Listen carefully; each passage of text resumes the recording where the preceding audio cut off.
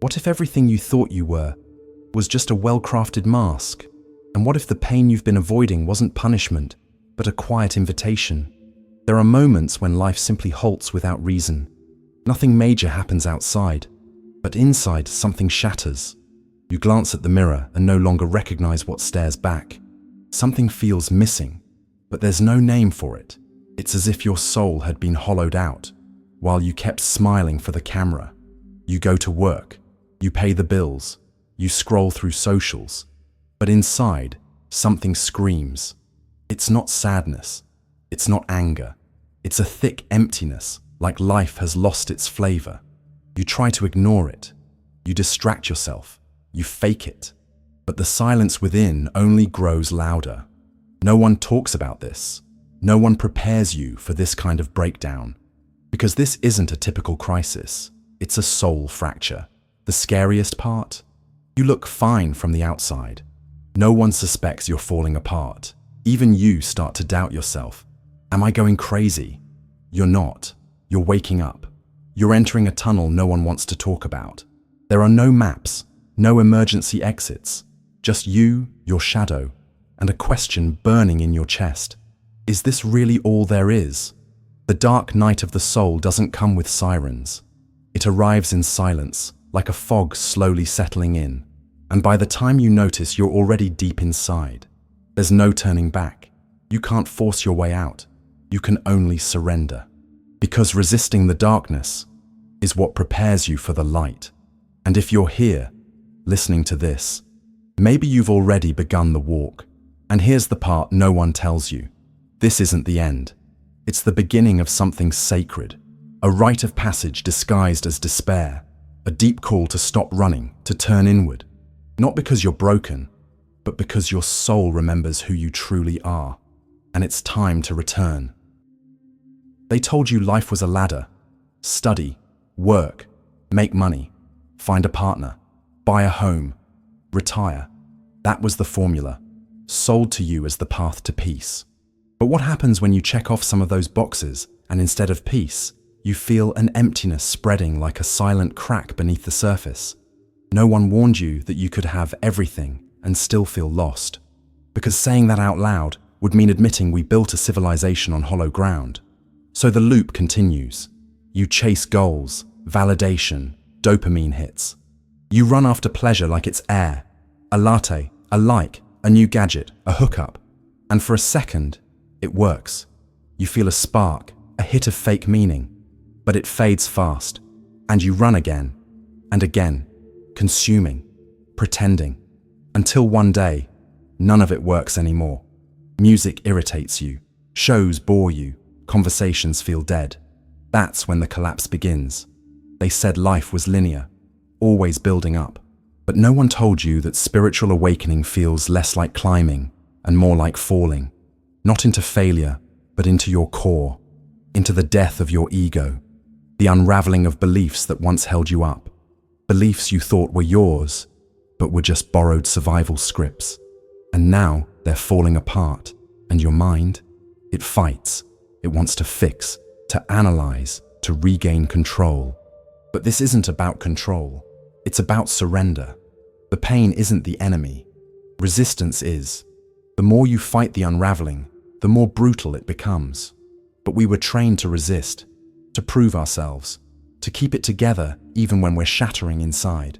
And in holding that mask too tightly, we fracture deeper, until you reach a point where you can't go on pretending. And in that raw moment, something new appears. Not a clear answer, not a rescue, but a whisper, a stillness, a seed, like a forgotten voice inside you murmuring, "There's something beyond all this noise." And that something isn't out there. It's not a new job, a new lover, or even a new mission. It's in the center of your darkness, right where you never dared to look. That hidden place where your essence waits. Not the version of you trained to fit in, not the one the world expects, but the one that remains when the noise dies down. The real you, the lucid one, the one your soul has been silently calling back home. There comes a moment when you can't even name what hurts anymore. You just know. It does. It's not in your body. It's not even in your mind. It's deeper, like a slow death of a part of you that no longer fits the life you're living. And yet, you still show up. You smile. You work. Maybe you even meditate or hit the gym. But everything feels wrapped in this strange film of disconnection. You're present, but absent. Alive, but not awake. Walking through a script that no longer reflects your truth. At first, you deny it. Tell yourself it's just a bad week. Burnout. Maybe you need a road trip, a detox, a weekend offline. But it doesn't go away. It spreads, like a shadow swallowing everything you once found joy in. Food loses flavor. Hugs feel hollow. Achievements start to look like empty trophies. And then comes the fear. Not a fear of failure, but a fear that nothing means anything. What if your whole life was a well-dressed illusion? What if there's nothing waiting at the end of all this effort? You stop feeling drawn to the things that once grounded you. And that's terrifying, because you're shedding your old self, and you have no idea who's about to emerge. It's like being stuck halfway across a burning bridge, unable to go back, and too blind to see what lies ahead. No one talks about this phase, the spiritual abyss, where awakening doesn't look like light and love, but confusion, emptiness, and silence. And in that silence, the monsters appear, the ones you avoided your whole life, your deepest insecurities, your abandoned wounds, your fake smiles and fragile armor.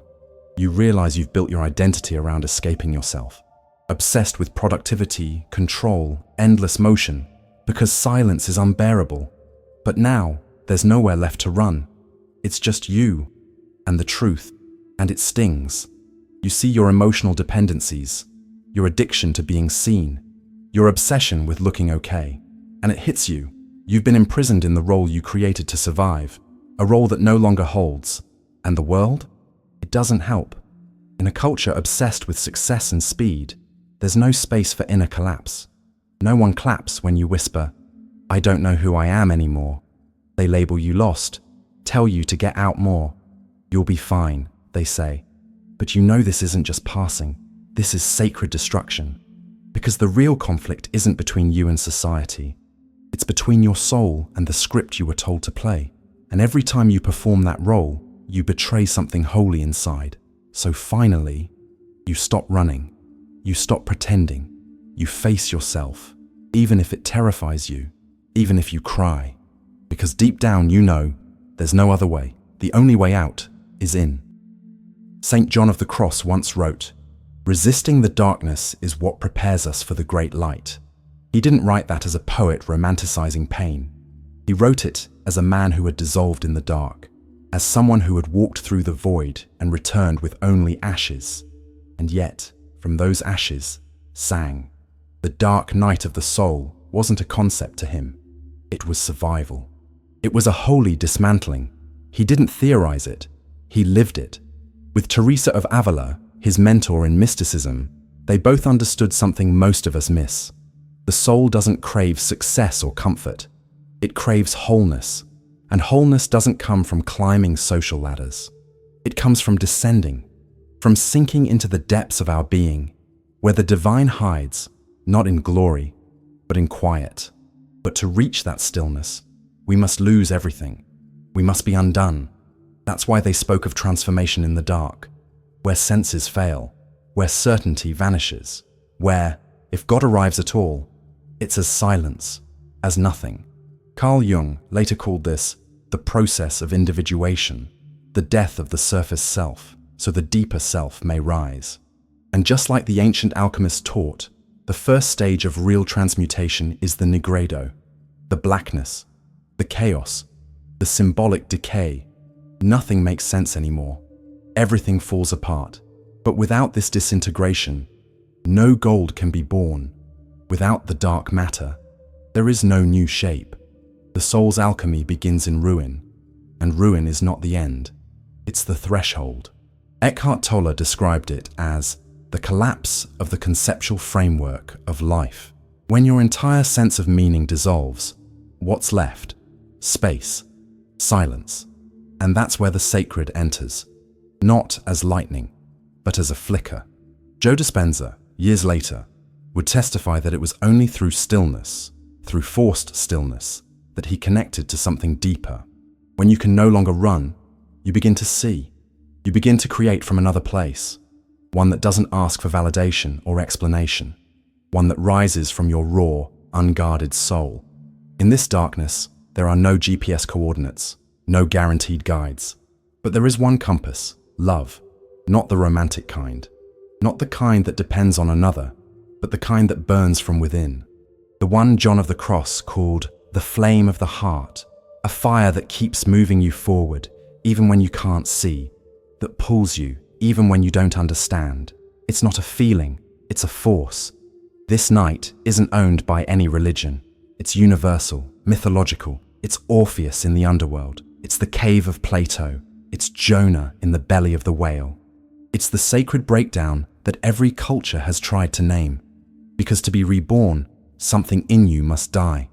To truly see, you must first be unmade. And if you're here, if the old mask is crumbling, maybe, just maybe, the real you is getting ready to rise. Maybe the hardest truth to swallow is this: you can't control this process. You can't rush it. You can't cover it up with affirmations or dress it in spiritual language. The only way through the dark night is through it. You have to sit with it, feel it, breathe it, let it break you open. And that's the most difficult part, because everything inside you was conditioned to escape pain, fix it, numb it, explain it away. But this isn't a problem to solve. It's a fire to endure, a threshold to cross, and the only way is presence. Here's what no one told you. If you're falling, it means something in you finally stopped pretending. It means your soul no longer accepts the performance. You didn't choose this collapse out of weakness. You chose it out of love. Love for the version of you that's been buried. Love for the truth that doesn't need filters. Love for a life that feels real, even if it's raw, imperfect, uncertain. Every sleepless night, every breakdown, every moment where the silence screamed louder than your thoughts, you were unmasking, making space, clearing the rubble, not to rebuild what broke, but to plant something new, something rooted, something yours, not inherited, not borrowed, not expected, but born from your essence. You're not breaking down, you're breaking free, free from autopilot, from toxic roles, from the need to be understood. You're shedding the you built for applause, shedding the noise that kept you from hearing your own voice. And beneath all that, there's a quiet knowing, a wisdom that doesn't yell, it whispers. And when you finally get quiet enough to listen, you realize it's been there all along. You're not behind, you're not lost. You're exactly where the transformation begins. The soul doesn't move in straight lines. It spirals, it descends, it burns, and then it rebuilds, not from pressure, but from presence, from breath, from remembering what matters. And sometimes, to remember, everything must be taken away. And when you finally stop fighting, something shifts, not outside, inside. A space opens, a small light returns, not an explosion, not an epiphany, but a pulse, like the first deep breath after drowning, like the warmth of your own skin after years of armoring up. That's where the true transformation begins, not in the books, not in the teachings, but in the sacred moment when you choose to stay, with yourself, in the dark. Maybe you still don't know where you're going, but you know you're not going back. And for now, that's more than enough, because only those who've touched the bottom know the strength it takes to rise. Only those who've died inside know what it means to be reborn.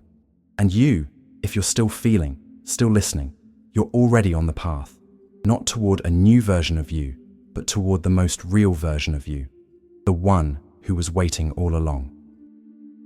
So now that you've seen what lies beneath the surface, what do you do with it? Do you go back to your routine, numb every flicker of discomfort with distractions? Do you put your mask back on, walk into the world, and pretend nothing has changed? You could, but you won't, because something shifted, and once you see it, you can't unsee it. The dark night doesn't destroy your life. It destroys the illusion your life was built on.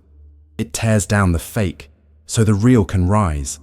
It's not a curse, It's purification, a radical act of soul-level honesty. Yes, it hurts. Yes, it isolates you, but it also reveals. It brings you back to what matters. It strips away everything that's not essential. And in that sacred nakedness, you meet your strength, not the strength of performance, but the strength of presence, of truth. You don't need to have all the answers. You don't need to know who you'll become. You just need to stay in the in-between. Stay present while everything falls apart. And remember, this moment is not chaos. It's initiation. The seed is planted in broken ground. The real you blooms through stillness, through the very pain you tried to avoid. Pain isn't weakness. It's proof you're still alive, that you haven't gone numb, that your soul still feels. And that is your power. In a world that races to escape itself, you paused.